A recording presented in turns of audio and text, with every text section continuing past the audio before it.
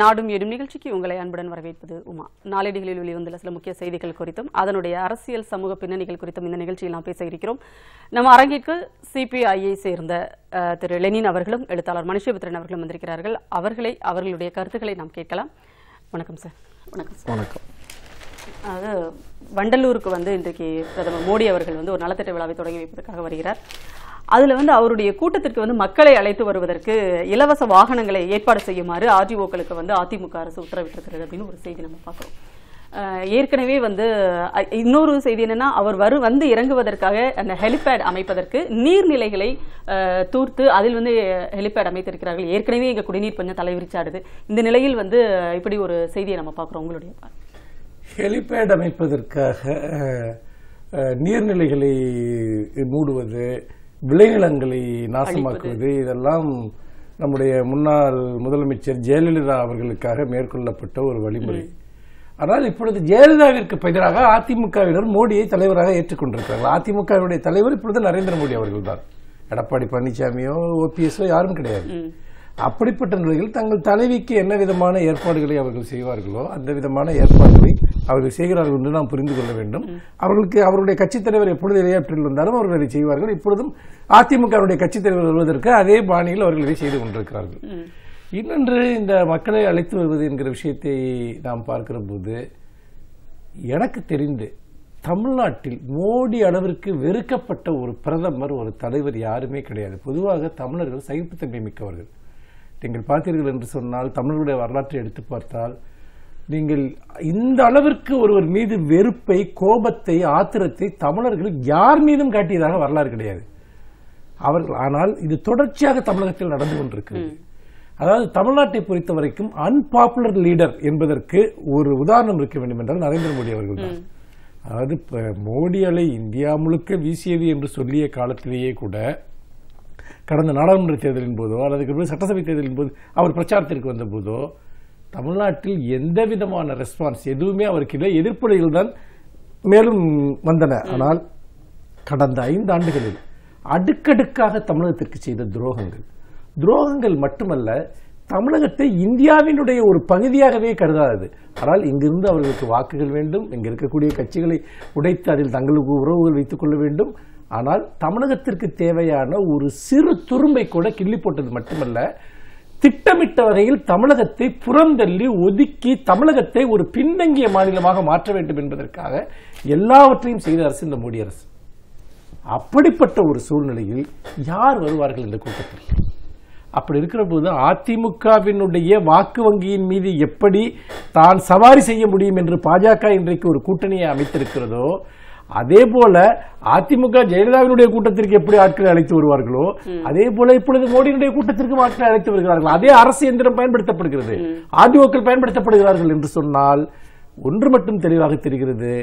ஒரு இரவல், ஒரு புகழில் இன்றைக்கு மோடி குளிர்காய விரும்புகிறார். இதுவரைக்கும் நடந்த பாஜக கூட்டங்களுக்கு சேர்கள் எல்லாமே காலியாக இருந்த செய்திகள் நிறைய நம்ம பார்த்தோம். அதுதான் நான் திரும்பவும் சொல்றேன், Modi is the very unpopular leader இங்க தமிழ்நாட்டை பொறுத்த வரைக்கும். ஆனா இன்னைக்கு எலெக்ஷன் டைம்ல ஒரு பெரிய கூட்டத்தை காட்டுவது, அப்படி கூட்டத்தை காட்டுகிற போது அவர்களுக்கு என்ன, அப்படி ஒரு கூட்டத்தை காட்டுவதற்கு அவர்களுக்கு எவ்வளவு அதிகாரம் இருந்தாலும் அது சாத்தியம் அல்ல. ஆனால் இதில் கைதேர்ந்தவர்களான அதிமுகவை பயன்படுத்திக் கொண்டு அவர்கள் மூலமாக ஆட்களை கொண்டு வந்து அவருக்கு ஒரு பெரிய இமேஜ் இங்கு இருப்பது போன்ற ஒரு புகைப்படங்களை உருவாக்குவதற்காக இவர்கள் செய்கிறார்கள். இது உண்மையிலேயே இந்த கூட்டம் என்பது எவ்வளவு அபத்தமானது என்பதையும், இதில் கூட்டப்படுகிற கூட்டத்திற்கும் மோடியினுடைய உண்மையான மக்கள் செல்வாக்கிற்கும் எந்த சம்பந்தமும் இல்லை என்பதும் தான் உண்மை. கண்டிப்பாக நீங்க இவ்வளவு அழுத்தமாக சொல்வதை பார்த்தா மோடி அன்பாப்புலர் மட்டும் கிடையாது, அன்வான்டட் லீடராகவும் தமிழ்நாட்டில் இருக்கிறார் அப்படின்றது இல்ல. அதாவது ஒவ்வொரு முறையும் அவங்க இங்க வருகிற போது கோபேக் மோடி என்கிற அந்த ஹேஷ்டாக் உலக அளவில் முதலிடத்திற்கு வருகிறது. இது உலகத்தில் வேற எந்த தலைவருக்கும் இப்படி நடந்தது கிடையாது. கண்டிப்பாக அதாவது பாகிஸ்தானுக்கும் இந்தியாவிற்கும் இடையில் நடைபெற்ற அந்த தாக்குதல், விமானப்படை தாக்குதல் அப்படின்றதும், அதை தொடர்ந்து பல்வேறு விஷயங்கள் நடந்தது. அதை எல்லாத்தையும் நம்ம பார்த்தோம். இந்த நிலையில் பாகிஸ்தான் திடீர் நடவடிக்கையாக அந்த தாக்குதலின் பின்னணியில் இருக்கின்ற மசூத் அசாரினுடைய மகன் மற்றும் சகோதரர் உட்பட ஒரு 44 பேரை கைது பண்ணியிருக்கிறதாக செய்தி வந்திருக்கிறது. அதே மாதிரி ஹஃபீஸ் சமீதின் அப்படின்னு சொல்லிடுற அமைப்புகளுக்கும் அவருடைய அமைப்புகளுக்கும் தடை விதித்திருக்கிறது அப்படின்னு பார்க்கிறோம். நாம இந்த நடவடிக்கையை ஏற்கனவே இதற்கு முன்பாகவே எடுத்திருந்தால் இவ்வளவு உயிரிழப்புகளை நாம் தடுத்திருக்கலாம். தொடர்ந்து நம்ம அதை தான் சொல்லிட்டு இருக்கோம். உலக நாடுகள் அனைத்துமே அதை தான் வலியுறுத்திட்டு இருக்காங்க. இருக்காங்க. பாகிஸ்தானில் இருக்கின்ற அடைக்கலம் புகுந்திருக்கின்ற தீவிரவாதிகளுக்கு ஆதரவு கொடுக்கக்கூடாது, அவர்களை வந்து ஒடுக்க வேண்டும் அப்படின்னு சொல்லிட்டு இது வந்து ஒரு தாமதமான நடவடிக்கையாக இருந்தாலும் இதை நீங்க எப்படி பாக்குறீங்க? இது முதல்ல இது வரவேற்கக்கூடிய ஒரு முக்கியமான விஷயமா நான் பார்க்கிறேன்.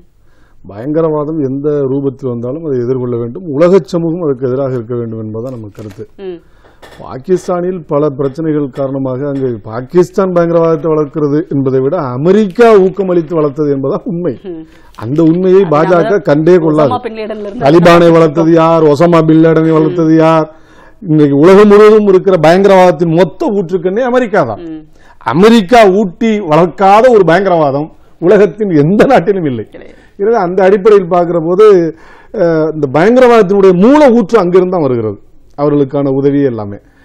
பாகிஸ்தானை பொறுத்தவரை இந்தியாவுக்கு எதிராக இந்த பயங்கரவாத அமைப்புகளை பயன்படுத்துவது என்பது ஒரு தொடர்ந்த நிகழ்ச்சியாக இருக்கிறது. நல்ல வேலையாக அதே நேரத்தில் இன்னொரு பக்கமும் இன்னொரு செய்தி இருக்கு இல்லையா, அதாவது நேற்றைய இதெல்லாம் பாத்தீங்கன்னா மசூத் அசாரை வந்து சர்வதேச பயங்கரவாதியாக அறிவிப்பதற்காக ஐநா பாதுகாப்பு கவுன்சிலில் இருந்து பிரான்ஸ் ஒரு தீர்மானம் கொண்டு வருகிறது. தொடர்ந்து 2010 இருந்தே வந்து இந்த முயற்சியை எடுத்துட்டு வருது. அதனால அதற்கு தொடர்ந்து வந்து சீனா வந்து அதுக்கு முட்டுக்கடை போட்டே வருது இல்லையா? இல்ல, இப்ப நீங்க ஒரு பயங்கரவாதி என்றால் அதற்கான ஆதாரங்களை கொடுக்கணும் சர்வதேச சமூகத்துக்கு. அது ரொம்ப முக்கியமானதாக நான் பாக்குறேன். அப்ப அது அந்த ஆதாரங்களை திரட்டி கொடுப்பதில் இன்னும் சொல்ல போனா சீனா நம்மோடு நட்பாகத்தான் இருக்கிறது, எல்லாவற்றையும் பேச முடிகிறது, பாகிஸ்தானோடு நட்பாக இருக்கிறது. அது ஒன்றும் தவறு இல்லை. இப்ப அமெரிக்கா நமக்கும் ஆயுதம் கொடுக்கிறது, அவங்களுக்கும் ஆயுதம் கொடுக்கிறது. அல்டிமேட்லி ஆயுத விற்பனை என்பது அமோகமாக நடக்கிறது அமெரிக்காவுக்கு. இப்ப அமெரிக்காவுக்கு 2 நாடு சண்டை போட வேண்டும் என்பது அவங்களுடைய கொள்கையே. போர் பதட்டம் இருந்தால்தான் ஆயுதங்கள் தளவாடங்கள் விற்பனை ஆகும். அதற்காகவே உருவாக்கப்பட்ட இந்த மாதிரியான பதட்ட சூழல்களை அவங்க பயன்படுத்துவாங்க. இதுதான் உண்மை. இப்ப சீனாவை பொறுத்தவரை நம்முடைய அருகாமையில் இருக்கிற நாடு, நமக்கும் அவங்களுக்குமே எல்லை பிரச்சனை, அதெல்லாம் பேசி தீர்க்கிறோம். அப்ப பாகிஸ்தானுக்கு அவங்க அறிவுறுத்தக்கூடிய நிலையில் இருக்க காரணத்தால் சீனாவோடு நாம் ஏன் அந்த டயலாக் ஓபன் பண்ணக்கூடாது என்பதுதான் என்னுடைய கருத்து. அப்ப இது மிக முக்கியமானதா பாக்குறேன்.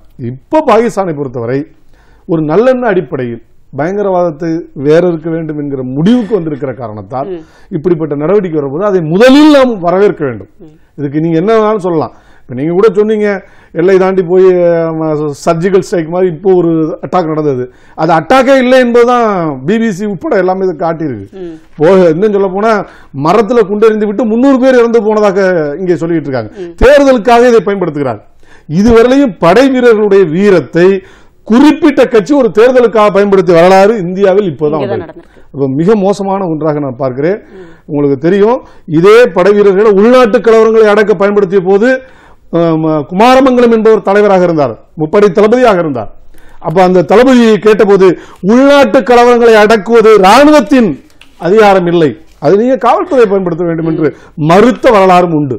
இதே தமிழ்நாட்டை சார்ந்தவர் தான் அவரு, குமாரமங்கலத்தினுடைய சகோதரர் தான் அவரு. எதிர்த்து நின்று அந்த அன்னைக்கு தளபதியா இருந்தவர் இந்திய அரசுக்கு அதை சொல்லியிருக்காரு. அந்த வரலாறுலாம் நமக்கு இருக்கு. ஆனா இன்னைக்கு முழுக்க முழுக்க ராணுவத்தினுடைய செயல்பாடு இவை அத்தனையும் தேர்தல் வெற்றிக்காக, பாஜகவினுடைய பரப்புரைக்காக பயன்படுத்தப்படுகிறது. மோடியே இதை செய்கிறார். நம்ம வேற எங்க சொல்றது? இது மிக மோசமான ஒன்றாக தீவிரவாதத்துக்கு எதிரான நடவடிக்கைகளை எடுக்குவது நம்ம வந்து நிச்சயமா பாராட்டுறோம். நாமும் அது மாதிரி எடுக்கிறோம், அங்கேயும் எடுக்கிறது, எல்லா இடங்களிலும் எடுக்க வேண்டும். அதாவது எல்லாருமே வந்து பாத்தீங்கன்னா எதிர்கட்சிகளினுடைய மிகப்பெரிய ஒரு குற்றச்சாட்டை பாத்தீங்கன்னா சொன்ன மாதிரி அந்த விமானப்படை தாக்குதல், இந்த ராணுவ நடவடிக்கைகளை வந்து பாஜக தன்னுடைய அரசியலுக்காக பயன்படுத்துகிறது அப்படின்றதான். இன்றைக்கு வந்து பாத்தீங்கன்னா பாரதிய ஜனதா கட்சிக்கு ஆதரவாக இருக்கக்கூடிய ஒரு நாளிதழே பாத்தீங்கன்னா அந்த செய்தியை வந்து வெளியிட்டிருக்கிறது. பாரதிய ஜனதா கட்சி வந்து பிரச்சார கருவியாக வந்து விமானப்படை தாக்குதலை வந்து பயன்படுத்துகிறது அப்படின்னு சொல்லிட்டு இதை நீங்க எப்படி பாருங்க? இல்லை, இது வந்து கிட்டத்தட்ட ஹிட்லர் வந்து ஜெர்மனியில் என்ன செஞ்சாரோ அதைத்தான் இன்னைக்கு இவங்க பாஜக இந்தியாவில் செய்ய முயற்சிக்கிறாங்க. அவர் அப்படித்தான் தேசபக்தியை தன்னுடைய அரசியல் கருவியாக பயன்படுத்தினார். பாசிசம் என்பது அது உண்மையிலேயே தேசபக்தி என்கிற ஒரு முகமூடியை போட்டுக்கொண்டுதான் வரும். இதற்கு உலகத்தில் பல நாடுகளில் உதாரணம் இருக்கின்றன.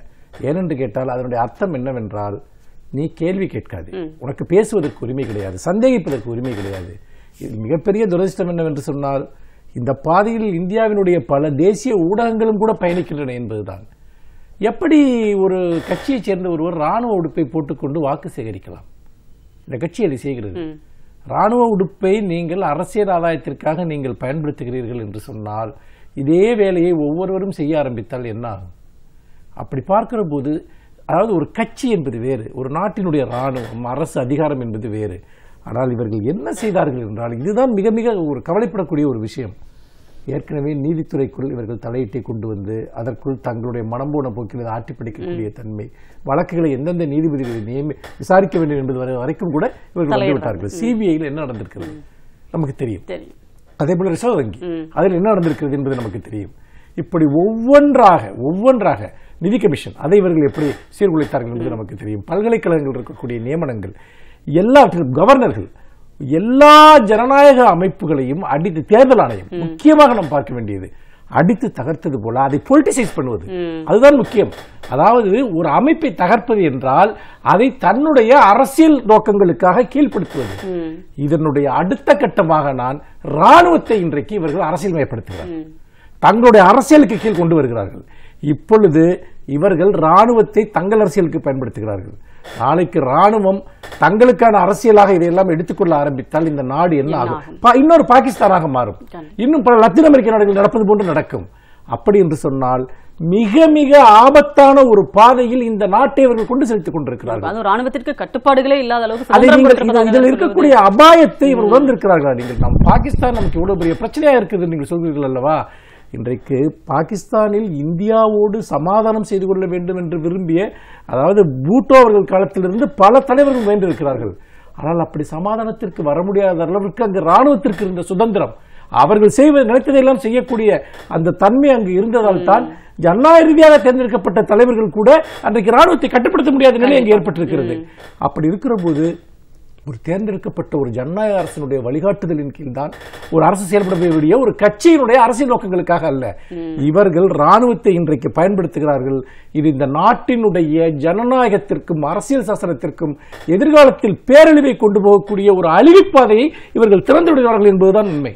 கண்டிப்பாக ரொம்ப அழுத்தமாக பதிவு பண்ணீங்க. அதாவது பாரதிய ஜனதா கட்சி வந்து ராணுவத்தை தன்னுடைய அரசியலுக்கு பயன்படுத்துகிறது அப்படின்னு சொல்லிட்டு அதற்கு ஆதரவான ஒரு நாளிதழே வந்து இன்றைக்கு வந்து ஒரு மிகப்பெரிய செய்தியாக வெளியிட்டிருக்கிறது. இந்த நிலையில பிரதமர் மோடி வந்து என்ன சொல்லியிருக்கிறாருன்னா, அகமதாபாத்தில் நடந்த ஒரு நிகழ்ச்சியில என்னை அழிக்க வந்து எதிர்க்கட்சிகள் விரும்புகிறேன், நான் வந்து தீவிரவாதத்தை அழிக்க விரும்புறேன், ஆனால் இங்க இருக்கின்ற எதிர்க்கட்சிகள் எல்லாம் வந்து என்னை அழிக்க விரும்புகின்றனர் அப்படின்னு வந்து சொல்லியிருக்கிறாரு. இது எப்படி பாக்குறீங்க? சரிம்மா, அதாவது இந்தியா வந்து ஒரு ஜனநாயக நாடாக இருக்கிறது. ஜனநாயக நாடு என்றால் மாற்று கருத்துக்கான இடம். அந்த மாற்று கருத்தை வரக்கூடாது என்று அழுத்தம் திருத்தமாக அவர் நினைக்கிறார். அதுதான் பிரச்சனை. எனவே போகிற இடமெல்லாம் புல்டோசர் நிறுவுவது போல எல்லா நிறுவனங்களையும் நண்பர் நம்முடைய மரியாதைக்குரிய மனுஷ் சொன்னது போல எல்லாவற்றையும் அடித்தொழிக்க வேண்டும் என்பதுதான் அவருடைய மிகச்சிறந்த கொள்கையாக அவர் பாதித்துக் கொண்டிருக்கிறார். அதனுடைய விளைவுதான் இந்த மாதிரியான ஸ்டேட்மெண்ட். ஒரு பொறுப்பில் இருக்கிற ஒரு பிரதமருக்குரிய தகுதியோடு அவருடைய பேச்சு எங்குமே இல்லை. பிரச்சாரக்கராக தான் இருக்கிறார். இன்னும் தேர்தல் பிரச்சார நாடாளுமன்றம் துவங்கிய முதல் நாளிலிருந்து முடிய போகிற அடுத்த தேர்தலுக்கான பிரச்சாரத்தை இப்போது முன்னெடுத்திருக்கிறார். இதுல என்ன வேடிக்கை பார்க்க வேண்டிய, நம்ம வேடிக்கை பார்த்து கொண்டிருக்கிற தேர்தல் ஆணையம் தான் இப்ப பதில் சொல்ல வேண்டியிருக்கிறது. அரசின் செலவிலேயே இப்போது அவர் பிரச்சாரம் செய்து கொண்டிருக்கிறார். ஏன் இந்த தேர்தல் அறிவிப்பு தொடர்ந்து தாமதப்படுத்தப்படுகிறது என்றால், இவருடைய முதல் கட்ட பிரச்சாரம் முடிந்த பிறகுதான் இந்த தேர்தல் அறிவிப்பு நிகழ்ச்சி நிரல் இதெல்லாம் வரும். அப்ப மிக தெளிவாக தேர்தல் ஆணையத்தை தன் வளையத்திற்குள் வைத்திருக்கிறார் என்பது தெளிவாகிறது. பல முறையும் வந்தது. இதேதான் வந்து இதுக்கு முன்னாடி குஜராத் தேர்தல் போது சம்பந்தமே இல்லாம தேர்தல் தேதியை ஒத்தி போட்டு இருந்தாங்க. ஏன்னா அங்க போய் ஒரு பெரிய பிரச்சாரம், இங்க குஜராத்துக்கு பேக்கேஜஸ் எல்லாம் அறிவிச்ச பிறகு வந்தது. அதே பேட்டர்ன் தான் இப்போ அவங்க ஃபாலோ பண்றாங்க. எனவே இந்த தேர்தல் கமிஷன் என்பது, தேர்தல் ஆணையம் என்பது ஒரு தெளிவில்லாத ஆணையமாக, இன்னும் சொல்ல போனால் தேரா ஆணையமாக இன்றைக்கு மாறி இருக்கிறது என்பதுதான் உறுதி. இதே முதல்ல வன்மையாக கண்டிக்க வேண்டும். எதிர்கட்சிகளுக்கான உரிமை, கருத்து சொல்கிற உரிமையை மோடியா அவருடைய பாட்டனோ முப்பாட்டனோ கொடுத்ததல்ல, இந்த ஜனநாயகம் கொடுத்தது. வேறு யார் கேட்பது? நாங்கள் கேட்டா கேட்கிறோம். 300 பேர் ஏர் ஸ்ட்ரைக்ல அடிச்சு கொண்டுட்டோன்றீங்க. எங்க அந்த பாடிஸ்? எந்த நாட்டிலையும் இல்ல, மரத்துலதான் விழுந்திருக்கு. இப்ப நீங்க சொல்லுங்க, ராணுவமே சொல்லிவிட்டது எண்ணிக்கை தெரியவில்லை என்று. ஆனால் பாஜகவினருக்கு எப்படி தெரிந்தது? அமித்ஷாவுக்கு எப்படி தெரிந்தது? ஆமா. அப்ப இது முழுக்க முழுக்க தேர்தல் ஆதாயத்திற்காக ராணுவத்தினுடைய தியாகத்தை கூட கொச்சைப்படுத்துகிற, சிறுமைப்படுத்துகிற மிக மோசமான ஒரு காட்டு பிராண்டித்தனம் என்று நான் கண்டிக்கிறேன். கண்டிப்பாக அதான் அவர் சொல்றாரு. அதாவது இவரை விமர்சிப்பது என்பது, மோடியையும் பாஜகவையும் விமர்சிப்பது என்பதே வந்து ராணுவத்தை விமர்சிப்பது போன்றது அப்படின்னு. மோடியை விமர்சிப்போம், ராணுவத்தை அல்ல. மோடி ராணுவம் அல்ல. அவர் அப்படிதான் அதை வந்து கன்வெர்ட் பண்ணி சொல்றாரு. சார், அதாவது ரஃபேல் விவகாரம் வந்து ஒவ்வொரு நாளும் பார்த்தீங்கன்னா அதுல இருந்து புதுசான செய்திகள் வந்துகிட்டே இருக்கு. இப்போ வரைக்கும் இன்னும் அதில் என்னென்ன மர்மங்கள் எல்லாம் இருக்கிறதோ அப்படின்ற அளவுக்கு தான் அந்த விவகாரம் போயிட்டு இருக்கு. அது பார்த்தீங்கன்னா ரஃபேல் அந்த ஒப்பந்தத்தில் பிரதமர் அலுவலகம் செய்த பல்வேறு குளறுபடிகள், அவங்க ஒரு பக்கம் டீல் பேசுறது, இவங்க ஒரு பக்கம் டீல் பேசுறது, இதெல்லாம் ஒரு பக்கம். வங்கிகள் இவர்கள் அளித்த அந்த தொகைக்கு உத்தரவாதம் அளிக்கவில்லை, அதுதான் பிரான்ஸ் விலையை இவ்வளவு ஏற்றியதற்கு காரணம் அப்படின்னு கூட செய்திகள் வந்திருக்கு. உங்களுடைய இன்றைக்கு ஹிண்டு இதழ் இதை பற்றிய ஒரு விரிவான செய்தியை வெளியிட்டிருக்கிறது. ஏற்கனவே ஹிண்டு ராம் அவர்கள் வெளியிட்ட ஆவணங்கள், அதை விஸ்டான் பண்ணக்கூடிய பல்வேறு புள்ளி விவரங்களுடன், முக்கியமாக பாதுகாப்புத்துறையும் பிரதமர் அலுவலகமும் ஒருவருக்கு தெரியாமல் ஒருவர் இந்த பேரத்தை நடத்தியிருக்கிறார்கள். நீங்கள் ஒரு பொருளை வாங்குகிற போது ஒரு அரசிடம் இருந்த 2 துறைகள் ஒருவருக்கு தெரியாமல் ஒரு பேச்சுவார்த்தை நடத்துகிற போது அந்த பொருளை விற்கக்கூடியவர் இந்த விவகாரத்தில் தன்னுடைய விலையை அதிகரித்துக் கொள்வதற்கு எல்லா வாய்ப்புகளையும் உருவாக்குகிறார்கள். இன்னொன்று, இதுபோன்ற பேரத்தில் இந்த விமானத்தை இதைவிட 20% விலை குறைவாக தருவதற்கு பல நிறுவனங்கள் தயாராக இருந்தது. இதை பற்றிய ஆவணங்கள் கூட ஏற்கனவே வெளிவந்திருக்கின்றன. ஆனால் அதையெல்லாம் விட்டுவிட்டு அதனுடைய அசலான விலையை விட அதிக விலை கொடுத்து இதை வாங்கியிருக்கிறார்கள். எப்போதுமே இந்த அதிக விலை என்பது யாரோ ஒருவருக்கு போய் சேரக்கூடிய மறைமுக ஆதாயம் என்பதை நாம் மறந்துவிடக்கூடாது. அது அதிக விலை என்று சொன்னால் அரசு தான் அதிக விலை செலுத்துகிறது. அந்த நிறுவனம் உண்மையிலேயே நிர்ணயித்ததை விட இந்த ஒப்பந்தத்தில் அதிக விலைக்கு அதை விற்கிறது என்றால் இந்த ஒப்பந்தத்தை பெறுவதற்கு யாரோ அவர்களுக்கு உதவி இருக்கிறார்கள். அந்த உதவியவர்கள் இதில் ஆதாயம் அடைந்திருக்கிறார்கள். இதைத்தான் எளிமையாக மக்கள் ஊழல் என்று அழைக்கிறார்கள். இந்த விஷயத்தில் இது நடந்திருப்பதற்கான எல்லா வாய்ப்பும் இருக்கிறது. ஒரு விமானத்தை விலை குறைவாக வாங்குவதற்கு எல்லா வாய்ப்பும் இருந்து அதிக விலை கொடுத்து வாங்கியிருக்கிறீர்கள் என்றால் அதில் ஆதாயம் அடைந்தது யார்? பிரதமர் அலுவலகமே நேரடியாக இந்த பேரத்தில் ஏன் ஈடுபடுகிறது என்றால் பிரதமர் அலுவலகத்திலிருந்து யாருக்காக அவர்கள் இந்த பேரத்தை பேசி இருப்பார்கள்? இந்த பேரத்தின் மூலமாக நீங்கள் அடைந்தது என்ன? இத்தனை கேள்விகள் இருக்கின்றன. அந்த கேள்விகள் அதே போல வங்கிகள் உத்தரவாதம் கொடுக்காது. வங்கி உத்தரவாதம் ஏன் கொடுக்கப்படவில்லை? இவ்வளவு பெரிய ஒரு டீல் முடிக்கிற போது அந்த நிறுவனங்களுக்கு வங்கிகளுடைய உத்தரவாதம் தேவை. அது தேவையில்லை என்று இவர்கள் விதிமுறைகளை திருத்துகிறார்கள். அப்படி திருத்துவதனுடைய நோக்கம் என்ன? அப்படி என்று சொன்னால் இந்த பேரத்திற்குள் எந்த விதமான தடையும் இருக்கக்கூடாது, சட்டபூர்வமான எந்த விதமான ஒரு ஹேர்டில் எதுவுமே வந்துவிடக்கூடாது என்பதை திட்டமிட்டு காய் நகர்த்தி இருக்கிறார்கள். அப்படி பார்க்கிற போது ஊழலை அதே போல ஏற்கனவே வந்த இன்னொரு விஷயத்தையும் இதில் சேர்த்துக் கொள்ள வேண்டும். என்னவென்று சொன்னால் இதில் இடைத்தரகர்கள் யாரும் இருக்கக்கூடாது என்கிற ஒரு விதிமுறை இருக்கிறது. இது போன்ற சர்வதேச ஒப்பந்தங்களில் அந்த விதியை இவர்கள் நீக்கிறார்கள். அதாவது இடைத்தரகர்கள் இருந்தால் இந்த ஒப்பந்தமே ரத்து செய்யப்படுவதற்கான வாய்ப்பு இருக்கிறது. ஆனால் அந்த விதியையும் மாற்றி இருக்கிறார்கள் என்கிற போது அது மட்டும் இல்ல, இன்னொன்று அந்த கரப்ஷன் கிளாஸையும் மாத்திட்டாங்க. அதுதான் இது எல்லாமே. நாங்கள் தான் ஊழலை ஒழிப்பதற்காக இந்த நாட்டிற்கு அவதரித்து வந்திருக்கிறோம், எங்கள் ஆட்சியில் சொல்பவர்கள் இருக்கிறார்கள். அப்படி இருக்கிற போது முழுக்க முழுக்க முழுக்க ஊழலுக்கு எதிராக ஒரு அமைப்பு உருவாக்கி இருக்கக்கூடிய ஒரு சாதாரண விதிமுறைகளை கூட உடைத்தெறிந்திருக்கிறார்கள். எதற்காக உடைத்தார்கள்? இதன் மூலமாக யார் யார் என்னென்ன ஆதாயம் அடைந்தார்கள்? இந்த கேள்விக்கு தான் நாடு பதில் தேடி காத்திருக்கிறது. கண்டிப்பாக ஊழல் அப்படின்னு சொல்லும்போது இங்கேயும் இங்கே இருப்பவர்களும் அதற்கு சளைத்தவர்கள் அல்ல அதிமுக ஆட்சியினர் அப்படின்றதுக்கு தொடர்ந்து பல விஷயங்களை நம்ம சொல்லலாம்.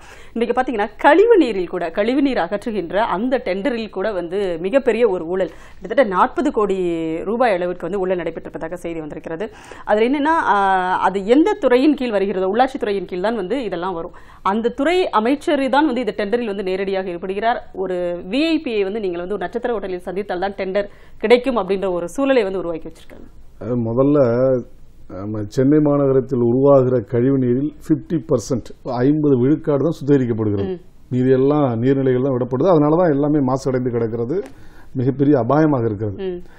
அதை இப்ப அதிகப்படுத்த வேண்டும் என்கிற நோக்கில் அதையெல்லாம் இப்ப கான்ட்ராக்ட் எல்லாம் அரசு தான் பண்ணிட்டு இருக்கு. சுத்திகரிப்பு நிலையங்கள் இருக்கிறது, இதை சப்கான்ட்ராக்ட் மாதிரி விடுகிறார்கள். இந்த சப்கான்ட்ராக்ட் விட்டா ஓபன் டெண்டர் விடலாம், இதுதான் வழக்கம். ஓபன் டெண்டர், இ டெண்டர் எல்லாமே இருக்கு. அதுல யாரு குறைவாக இது பண்றாங்களோ அவங்களுக்கு கொடுப்பது என்பதுதான் இயல்பானது. ஆனா பேருக்கு டெண்டரை விட்டுவிட்டு பார்ப்பதற்கு அரசாங்கம் விடுகிற டெண்டர், உள்ளாட்சித்துறை விடுகிற டெண்டர் நட்சத்திர ஹோட்டல்ல சந்திங்க என்பது முழுக்க முழுக்க அப்பட்டமான ஊழல். கையூட்டு பெறுவதற்காகவும் லஞ்சம் பெறுவதற்காகவே இது திட்டமிட்டு நடத்தப்படுகிறது. நம்மளுடைய வேண்டுகோள் என்னன்னா, உள்ளாட்சி நிர்வாகம் என்பது ஒன்று இருக்குமே ஆனால், தேர்ந்தெடுக்கப்பட்ட ஒரு நிர்வாகம் இருந்திருக்குமேயானால் இது போன்ற பல பிரச்சனை. இப்ப மாநகராட்சி கூட 7 ரூபாய்க்கு தேர்ந்தெடுக்கப்பட்ட உறுப்பினர்கள் இல்லாமல் இவங்களே நடத்துறாங்க. அப்ப ஜனநாயகத்தை அவர்கள் கையில் எடுத்துக் கொள்கிறார்கள், உரிமைகளை கையில் எடுத்துக் கொள்கிறார்கள். அதன் விளைவு என்னன்னா, இது போன்ற ஊழலுக்கு மட்டுமே வழிவகுக்கிற ஒன்றாக இருக்கிறது. தெருவிளக்கு போடுறதுல டெண்டர்ல இருந்து எல்லாமே ஊழல் தான், இதுல எல்லாமே கமிஷன் தான். இந்த ஆட்சியே கமிஷனுக்காக உள்ள ஒரு ஆட்சி என்பதில் எந்த அளவிலும் சந்தேகம் இல்லை. அதனுடைய தொடர்ச்சி தான் இந்த செய்தி. இதில் ஆச்சரியப்படுவதற்கோ அதிர்ச்சி அடைவதற்கோ எந்த விஷயமும் இல்லை. இதுதான் ஒரு அன்றாட செயல்பாடே அதுதான். அதாவது பாரதிய ஜனதா கட்சியினுடைய தமிழக தலைவர் தமிழிசை சவுந்தரராஜன் வந்து சொல்லியிருக்கிறாரு, அதாவது 10 தொகுதிகள் பெற்று நாங்கள் வந்து அதில் 5 தோற்பதை விட 5 தொகுதிகளை தான் நாங்கள் வந்து வாங்கியிருக்கிறோம், மீதியை வந்து நாங்கள் விட்டு கொடுத்துறோம் அப்படின்லாம் வந்து அவர் சொல்லியிருக்கிறாரு. இந்த கணக்கு நீங்க எப்படி பாக்குறீங்க? அதாவது ஏற்கனவே எல்லாரும் சொல்லிட்டு இருக்காங்க மோடி அலைதான் வந்து நாடு முழுவதும் வீசுகிறது அப்படின்னு சொல்லிட்டு, இந்த நிலையில் அவரே வந்து ஒரு ஒப்புதல் வாக்கு மூலம் ஒரு கணக்கு சொல்லியிருக்காரு. இந்த கணக்கு சரியா? இல்லை, அதாவது தமிழிசை அவர்கள் என்னதான் நாம் மாற்று கருத்துக்களை பேசுகிற ஒரு கட்சியினுடைய, நாம் எதிர்நிலையில் இருக்கக்கூடிய ஒரு கட்சியினுடைய தலைவராக இருந்தாலும் அவர் ஒரு காந்திய குடும்பத்தினுடைய பாரம்பரியத்தில் வந்தவர். அமரியானந்தன் அவர்கள் அவர் ஒரு காந்தியவாதி, அந்த இயக்கத்தில் ரத்தம் அவர் மீது ஓடிக்கொண்டிருக்கிறது. உண்மை அப்படி இருக்க ஒரு காந்திய குடும்பத்தில் வந்ததனால் சில சமயம் தப்பித்தவரை உண்மையை பேசி வருகிறார். நாங்கள் ஜெயிக்க மாட்டோம் எங்களுக்கு தொகுதிகளை பெற்றாலும் என்று 5 தொகுதிகள் கொடுத்திருக்கிறார்கள். 5 தொகுதிகள் கொடுத்தாலும் என்ன பெற்றிருப்பார், நாம் 2 தொகுதியிலாவது ஜெயிப்போம் என்று. 2 தொகுதி கொடுத்திருந்தால் 1 தொகுதியாவது ஜெயிப்போம் என்பது. பாஜகவை பொறுத்த வரைக்கும் அவர்களுடைய வாக்கு வங்கி என்பது என்ன, நோட்டாவோடு போட்டி போடக்கூடிய ஒரு கட்சி. இங்கு இதுவரைக்கும் அவர்கள் வாக்கு வங்கி என்று காட்டுகிறது கூட அந்த 2% என்பது கூட பல்வேறு கூட்டணிகளின் மூலமாக அவர்கள் பெற்ற வாக்குகள். இது நீங்கள் நன்றாக நினைவு வைத்துக் கொள்ள வேண்டும். இப்பொழுது வேறு சில கட்சிகள் இருக்கின்றன, அவர்கள் தனித்து போட்டியிட்டு தங்களுடைய வாக்கு வங்கியை காட்டியிருக்கிறார்கள். அது கூட ஒரு காலத்துக்கு காலம் மாறுபடக்கூடிய ஒன்றாக இருந்திருக்கிறது. ஆனால் கடந்த காலத்தில் முக்கியமாக இவர்கள் கடந்த முறை அமைத்த கூட்டணி, அதற்கு முந்தைய நாடாளுமன்ற சட்டசபைக்காக நாடாளுமன்ற தேர்தலில் அமைத்த தமிழ்நாட்டில் அமைத்த கூட்டணிகள், இதையெல்லாம் நீங்கள் எடுத்துக்கொண்டு பார்த்தீர்கள் என்று சொன்னால் அவர்களை பொறுத்த வரைக்கும் அவர்களுக்கென்று எந்த வாக்கு வங்கியும் தமிழ்நாட்டில் கிடையாது, மிகச்சிறிய அளவிற்கான. ஆனால் இவ்வளவு தொகுதிகளை இவர்கள் கேட்டு பெறுவது என்பது அதிமுக மேல் ஏறி சவாரி செய்து இங்கிருந்து 1-2 எம்பிக்களையாவது பெற்றுவிட வேண்டும், எதிர்காலத்தில் அது தங்கள் அரசியலுக்கு உதவும் என்பதற்காகத்தான். தமிழிசைக்கு மிக நன்றாக தெரியும் எந்த தொகுதியிலும் அவர்களை ஆதரிக்கக்கூடிய வாக்காளர்கள் இல்லை என்று நன்றாக தெரியும். கண்டிப்பாக.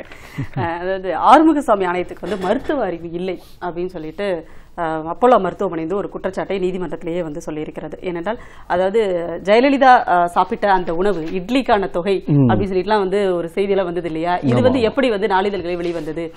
இதை வந்து அந்த ஆணையத்தில் இருக்கின்ற செயலாளரே வந்து ஊடகங்களுக்கு தகவல் சொல்கிறார் அப்படிலாம் பல்வேறு குற்றச்சாட்டுகளை வந்து அவங்க முன் வச்சிட்டு இருக்காங்க.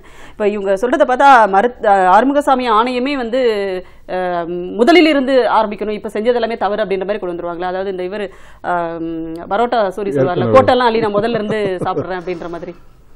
முதல்ல அப்போலோ நிர்வாகம் ஒரு வெளிப்படையாக இல்லை. அதனுடைய விளைவு தான் இவ்வளவு பெரிய ஆணையம் வைப்பதற்கு எல்லா அடுக்கடுக்கான நிகழ்ச்சிக்கு காரணமே அதுதான்.